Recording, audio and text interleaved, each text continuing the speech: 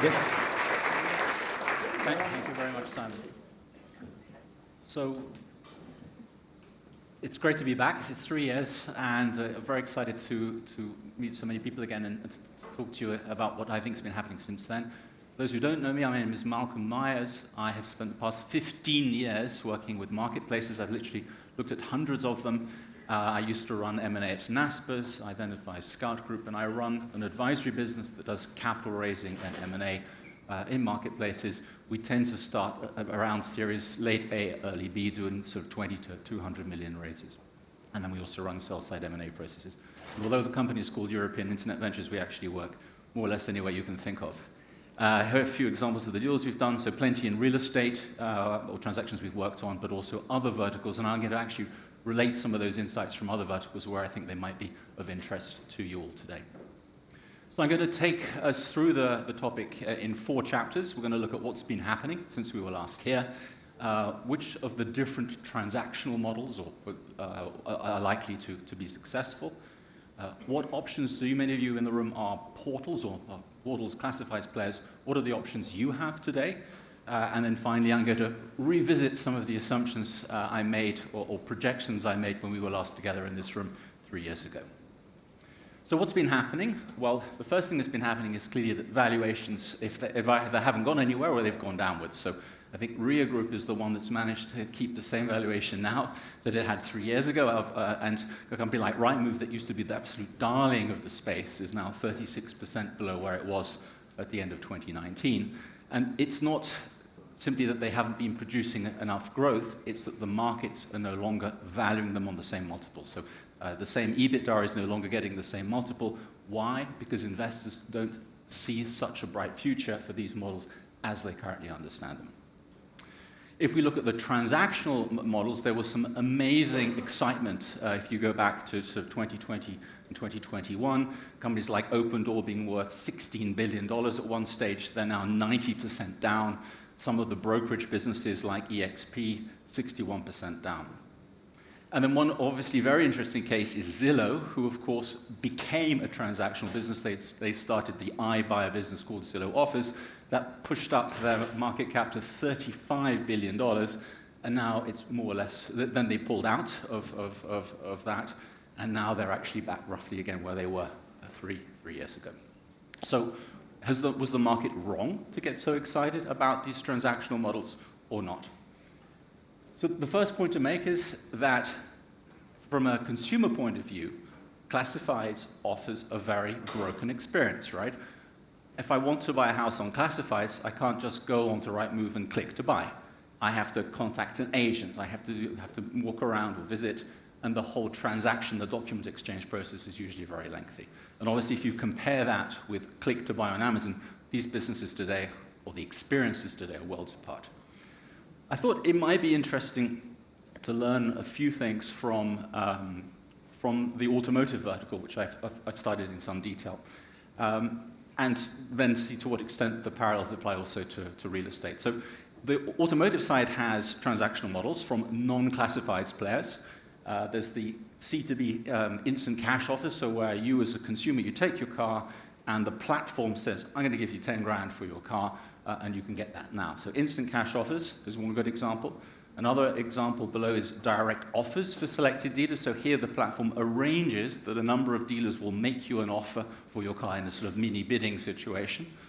And then on the B2C side, we have what I call iDealers, or some people call them digital dealers. These are clearly companies which buy cars, refurb them, and sell them, but they do them in a more digitized way than your traditional dealer. So that's what the transactional new players have done. What have the classifieds guys done? Well, guess what? They've basically taken all the best ideas from the challengers and done it themselves.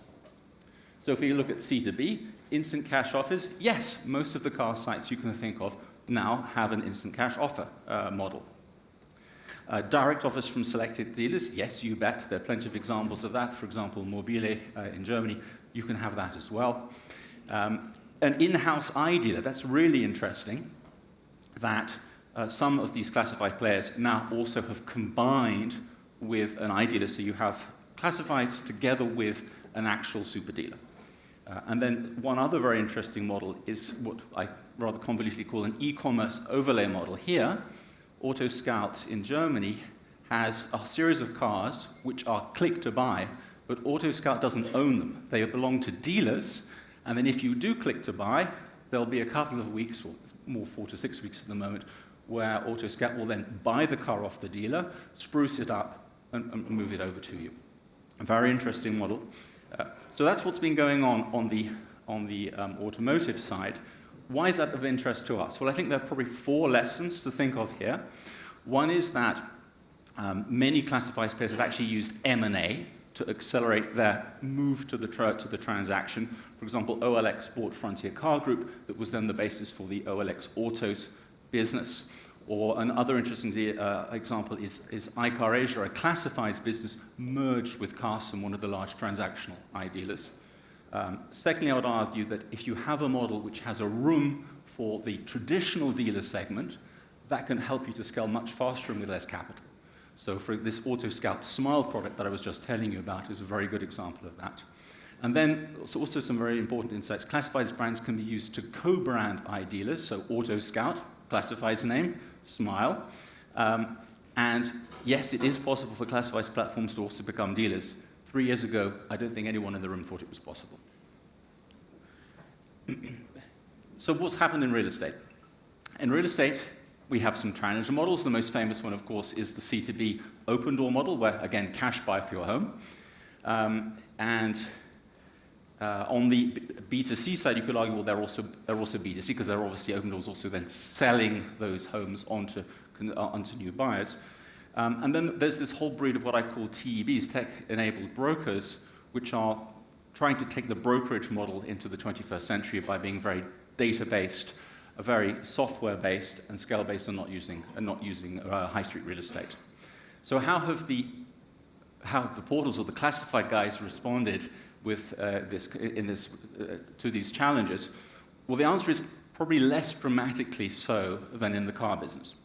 So C2B, well, what are the examples of instant cash offers? Of course, Zillow tried, right? Zillow offers, and then they pulled out. And the only other one I could find is Emlakjet. Emlakjet's in Turkey, and because they're in Turkey, whatever property you buy will be going up at 100% per year. So you can probably make that model work in those contexts. Direct offers from selected dealers. Well, there isn't any classifieds today that has dealers that immediately buy your home off you. All right, so that's not quite happening, although what Zillow does is if a Zillow agent finds that the seller wants an instant cash offer, they then have a commission-sharing arrangement with Opendoor, interesting enough. On the B2C side, there's a lot of commission sharing going on. EMPG have been trailblazers in this space, with Zameen in Pakistan, and also some of our other portfolio companies that are doing commission sharing, especially on the dealer side, but also sometimes on the agent side. Sorry, on the developer side, also sometimes on the agent side. Meilleurs Agents in France used to be subscription, it's now commission-based, and so on. So that's happening. The e-commerce overlay model, sort of happening. Rightmove, I know, is trying to create a smoother experience, a transactional experience for their users on the rental space, but nothing yet on the transactional space. And then finally, in-house tech-enabled brokerage. The only example I can think of is in China, where we have Lanjie, the biggest dealer group, which is also together in the same group as the largest property portal. So that's what's been happening there. Which models are going to win? So I'm going to talk briefly in order: classifieds, the seller lead model, the iBuyer model, and finally what I call the transactional real estate marketplaces. So my position is fairly clear on this, that I think high street, small-scale agencies are probably not the best economic entities upon which to found your business. And if you're a subscription-based portal, in some cases they'll account for 65% of your revenues, and by small I mean ones doing, say, less than 20 sales per year. Secondly, much of what these real estate agents actually do can be done better, faster, and cheaper with the right amount of software and data. And here you can see preparation, buyer management, negotiating, and closing. Look for the empty circles. The empty circles are the ones which really do need human contact, and that's where the smaller agents maybe have an edge. And I think it comes down to viewings, negotiation, and sort of ongoing advice. Everything else, in my view, software and data does it better, which plays to scale. And that, of course, means that over time, the real estate agency landscape is likely to see rapid consolidation into a small number of large tech-enabled brokerages. And we can see this already. So maybe some of the traditional guys will not adapt, and then we know what happens to businesses which don't adapt. They tend to fade away. You have those in the middle, which have scaled and started to invest heavily in technology. Compass is probably the best example. And then finally, you have those companies I mentioned earlier who've already come in as tech-enabled brokerages. And of course, we've seen it elsewhere. We've seen it in travel. We've seen it in banking, that the high street businesses tend to fade away and get replaced by bigger digital entities. And I think the same is coming to real estate. I'd also like to add that the subscription model, which of course is the traditional model of classifieds, is in some ways flawed.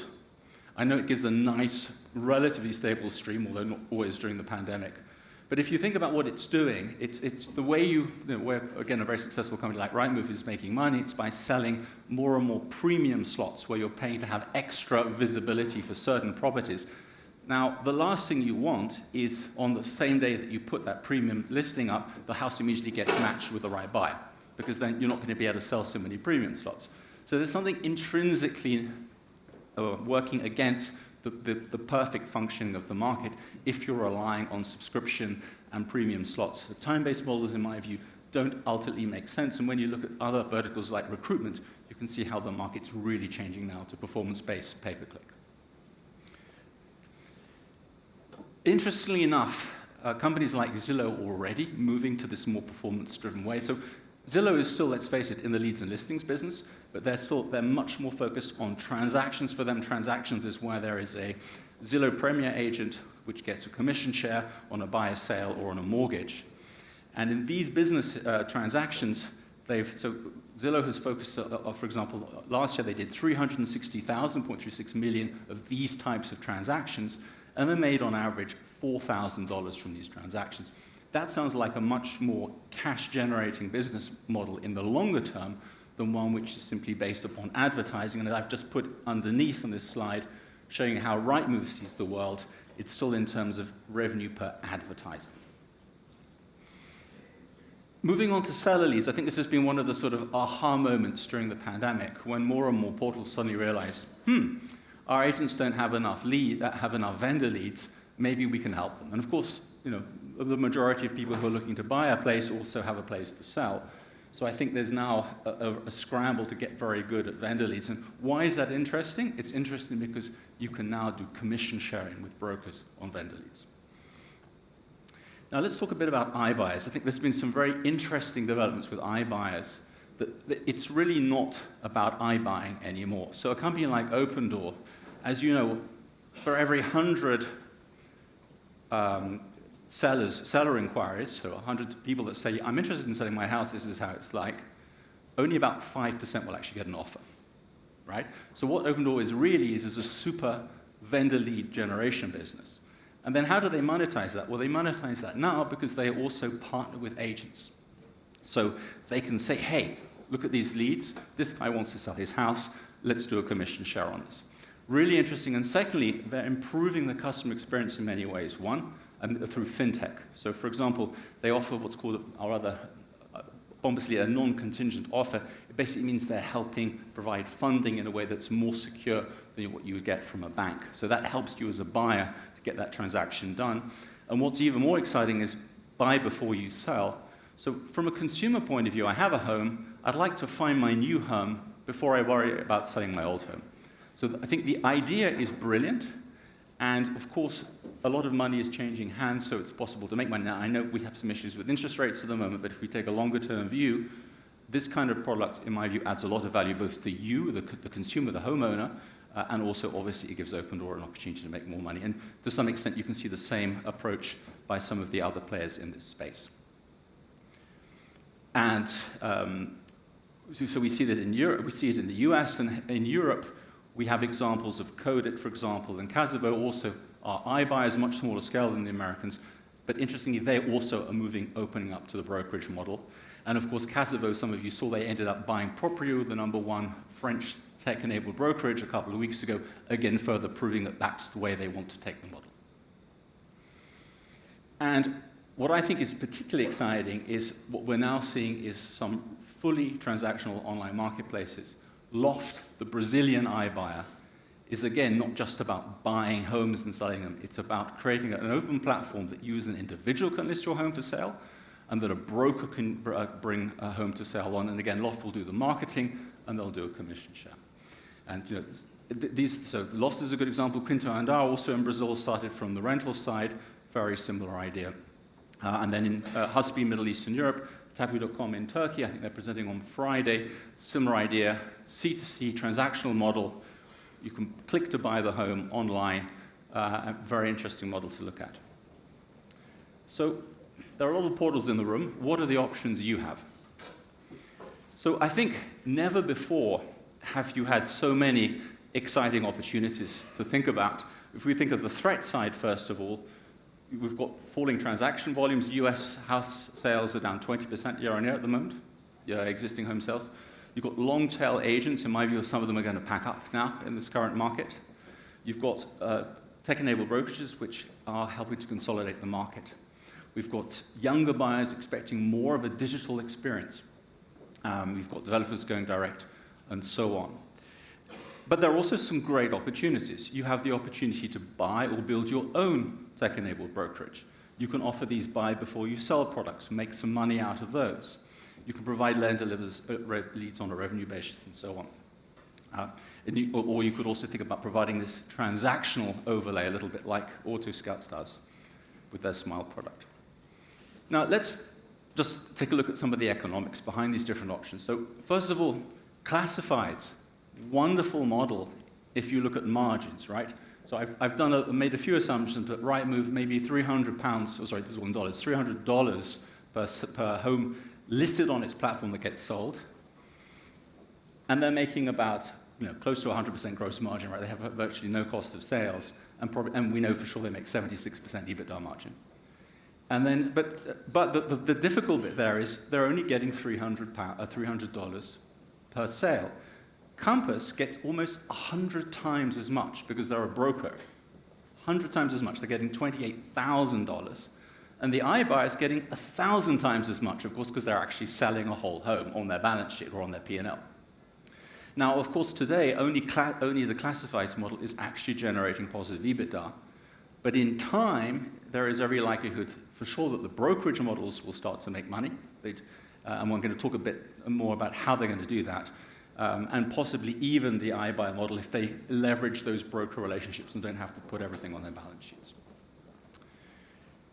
But even if we liked the classifieds model, you would be naive to think that every market can produce a successful player like a Rightmove.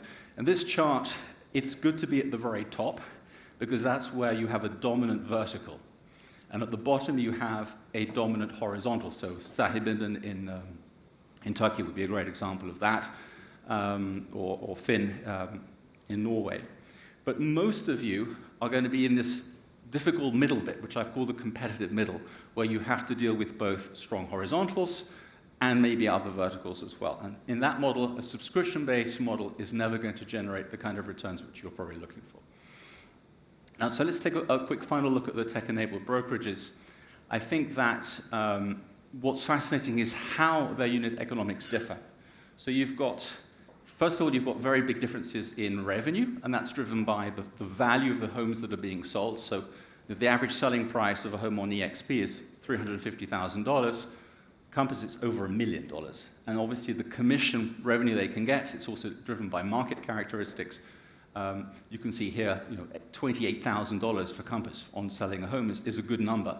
But look where it all goes. It all goes in agent commissions. And both Compass and EXP are using third-party agents. And you can see they're giving them between 80 and 90% of the cake. So how can you ever make money if you're giving away 80 or 90% to the people who are selling for you?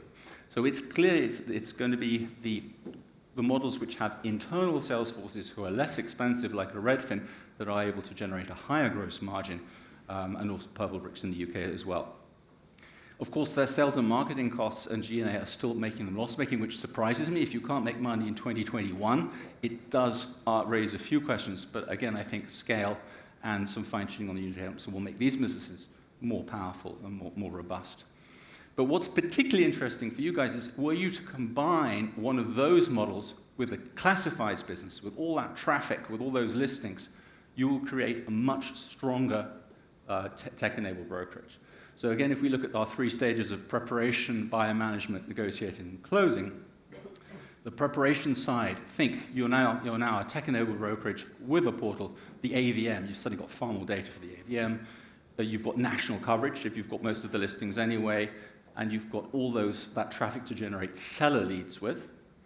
And then if you think about the buyer management side, you have more data about those people clicking. You see them clicking at tons and tons of different properties. So for the ones which you do have a sale mandate for, you can probably get a better match working there.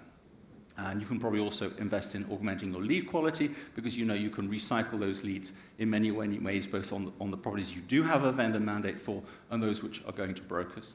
And finally, the whole negotiation and closing, I suspect you're also a better place to develop things like financing packages and make more money out of it. So those are some thoughts. Let's then go back to 3 years to where we were last here. What was I then saying, and to what extent has that come true? So this is actually from, I think, a few months later. This is probably from Miami. I talked about 3 different models. Classifieds 3.0, which is basically classifieds plus virtual tours, conveyancing marketplace, bridge funding, so that buy before you sell. Shopify model, where a portal could create that layer to enable you to have a more automated, digitized transaction when it's time to buy. And then the own label tech-enabled brokerage approach. So what's been adopted so far? I would say not so much. The virtual tours, of course, the standard. The pandemic really helped us get there. Conveyancing services, sort of, but minor steps forward. Kind of adopted. We have had no tech-enabled brokerage acquisitions yet by classifieds, although we did buy the iBuyer Casavo. These acquisitions so we haven't had any of those. What we have had is at least the movement towards commissioning seller leads, which is the first step, I think, in sort of conceptually to getting in that direction. And then what hasn't happened yet, clearly, is nobody is yet getting into buy before you sell. I think we'll see that when the interest rates environment stabilizes. And the Shopify model, well, it's starting for rentals now, but I think we're still a few steps away from it happening in sales. So that's basically it. I think my conclusion would be that if you're a portal, if you don't develop a transaction capability, you risk losing out as those long-tail agents, those small agents disappear, and well-funded tech-enabled brokerages start to consolidate. I think that if you do proactively pursue this transaction opportunity, you can build a stronger business, and now may be a good time to do that. You have good leverage on your brokers, partners, and you can create businesses which actually provide more joy and pleasure for buyers and sellers. And I think, again, by doing that, by entering that transaction opportunity, you will be rewarded. And I think, obviously, the first steps in terms of seller leads is a great way forward. And then I think, clearly, the Brazilians and Turkey show us that you can create these collaborative transactional models which end up earning you more money and making a better sales experience for property owners. And I think in Western markets, it may be a little bit harder to go quite so quickly. So I think things like chain breaking, buy before you sell products are also a great way of moving closer to that transaction. That's all from me. Thank you.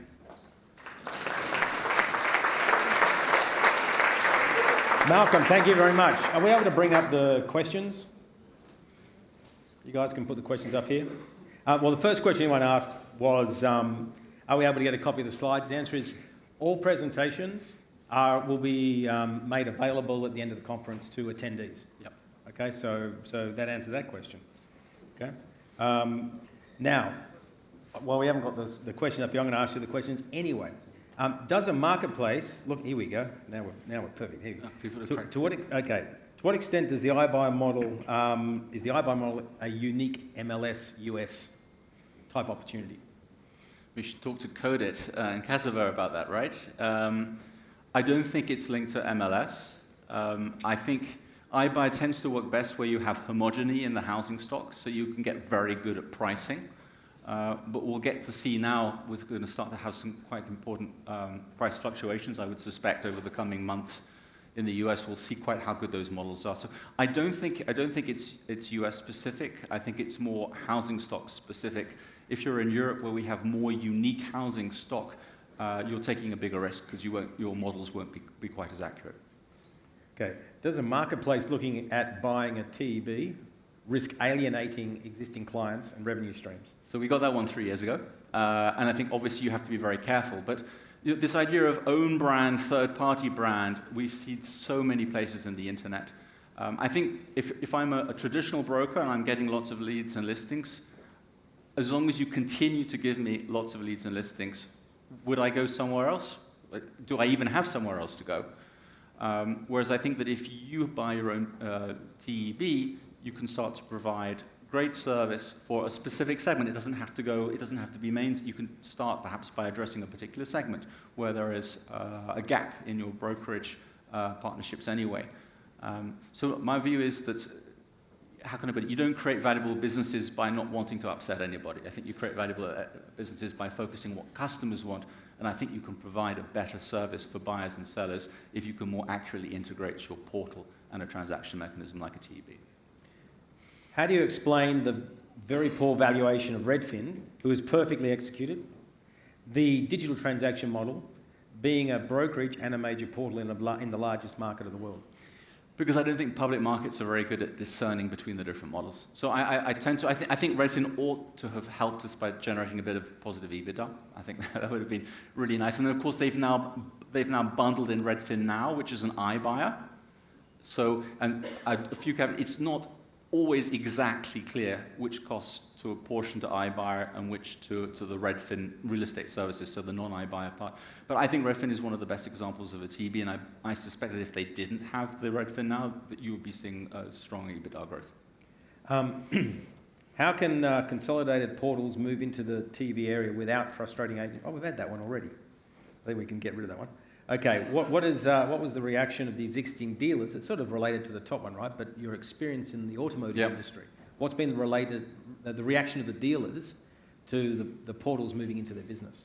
They haven't gone away, and it's really interesting. You should look, if you look to buy a car on Carson, which is the Southeast Asian site that's bought iCar Asia, or you flip it around. You go into iCar Asia and you look for a car to buy, and they'll have the Carson branded ones, and they'll have the other ones, and you can actually choose. Do I want a Carson car with the following benefits, or do I want another one? Or on OLX, you can already see these are the cars from our trusted dealer, OLX Autos, and then here are the cars from third-party dealers that are less well known. So it does. You can see clearly that it is working in the automotive industry.